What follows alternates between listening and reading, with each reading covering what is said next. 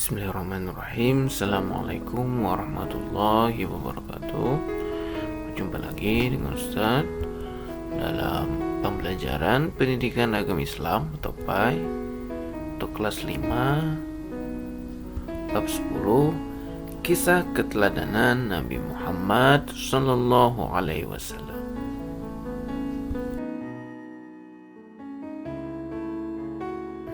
Seperti biasa, sebelum belajar, sama-sama kita berdoa. Bismillahirrahmanirrahim. Raditu billahi rabba wa bil islami dina wa bi Muhammadin nabiyya wa rasula. Rabbi zidni ilma warzuqni fahma.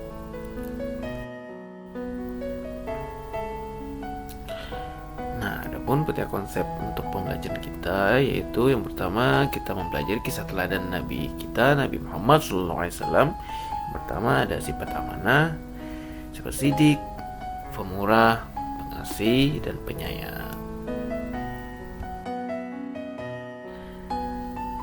Teladan Nabi Muhammad SAW. Sobat Soleha, silakan simak video pembelajaran kisah teladan Nabi Muhammad SAW berikut ini.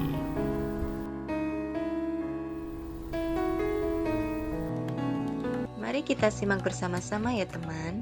Yang pertama tentang kelahiran Nabi Muhammad. Nabi Muhammad lahir pada hari Senin tanggal 12 Rabiul Awal tahun Gajah di kota Mekah Al-Mukarramah. Kok bisa ya disebut tahun gajah? Ya, karena pada tahun itu Raja Abraha datang ke Mekah bersama bala tentaranya dengan menunggangi gajah. Mereka hendak menghancurkan Ka'bah. Tetapi kemudian Allah menghancurkan bala tentara itu dengan burung ababil yang membawa batu kerikil dari neraka. Sekarang kita akan membahas tentang keluarga Nabi Muhammad. Teman-teman, Nabi Muhammad SAW itu lahir dalam keadaan yatim. Ayahnya bernama Abdullah bin Abdul Muthalib, sedangkan ibunya bernama Aminah. Ayahnya meninggal ketika Nabi Muhammad berada dalam kandungan usia 6 bulan.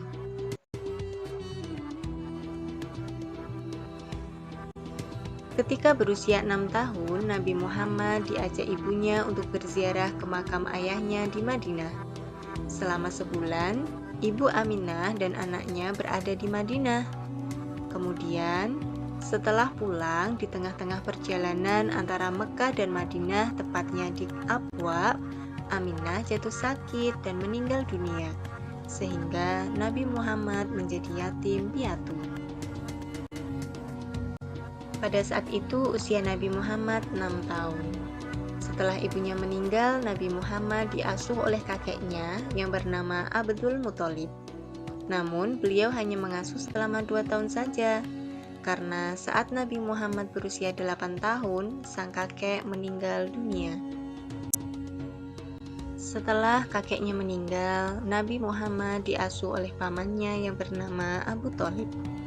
Kasih sayang yang diberikan Abu Thalib bagaikan ayahnya sendiri. Pada masa ini, Muhammad selalu diajak pamannya menggembala kambing. Ia sangat senang dengan pekerjaannya dan sayang kepada hewan. Karena itu, paman Muhammad sering menyebutnya si cerdas, lincah, dan baik.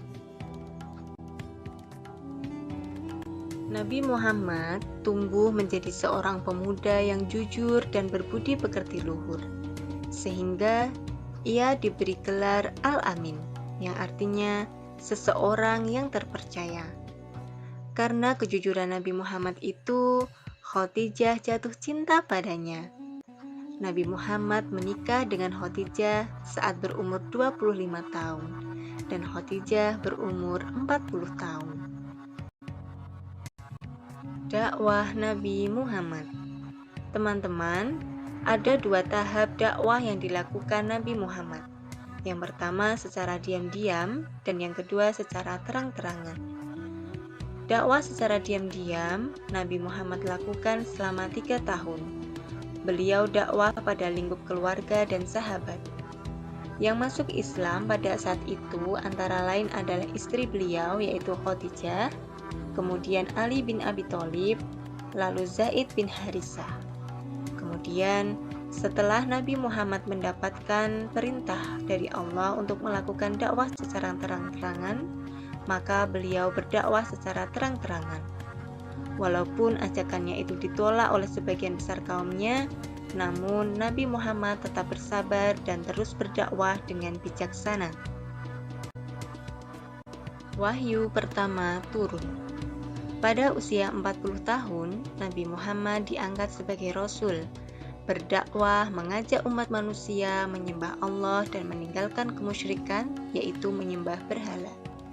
Nabi Muhammad sering menyendiri dan bertafakur di Gua Hiro. Di Gua Hiro ini, Nabi Muhammad menerima wahyu pertamanya pada tanggal 17 Ramadan.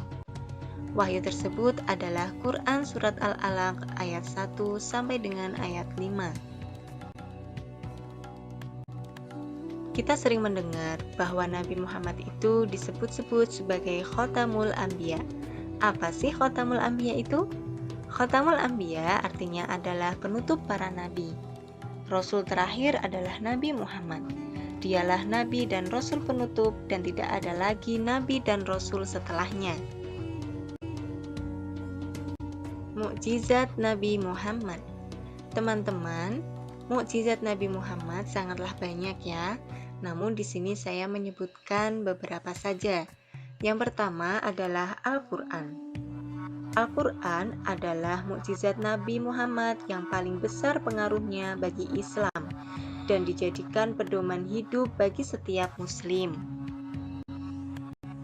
Selanjutnya adalah Nabi Muhammad dapat membelah bulan. Kemudian, air mengalir dari jemari tangan Nabi Muhammad.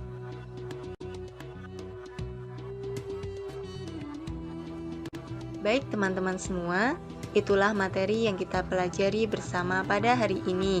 Semoga bermanfaat dan kita termasuk umat Nabi Muhammad yang dapat meneladani sifat-sifat mulianya.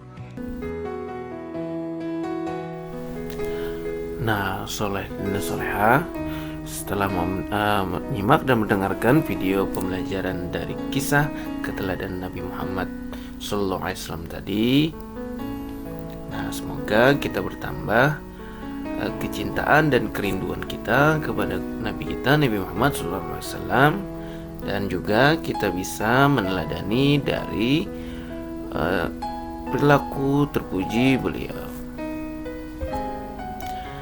Sebelum mengakhiri pembelajaran, sama-sama kita baca doa akhir majelis. Bismillahirrahmanirrahim. Subhanakallahumma wa bihamdika asyhadu an la ilaha illa anta astaghfiruka wa atubu ilaik.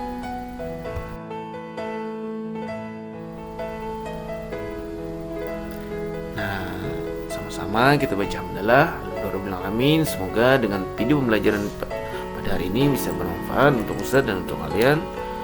Sampai berjumpa lagi di video pembelajaran berikutnya. Salah khilaf mohon maaf. Wassalamualaikum warahmatullahi wabarakatuh.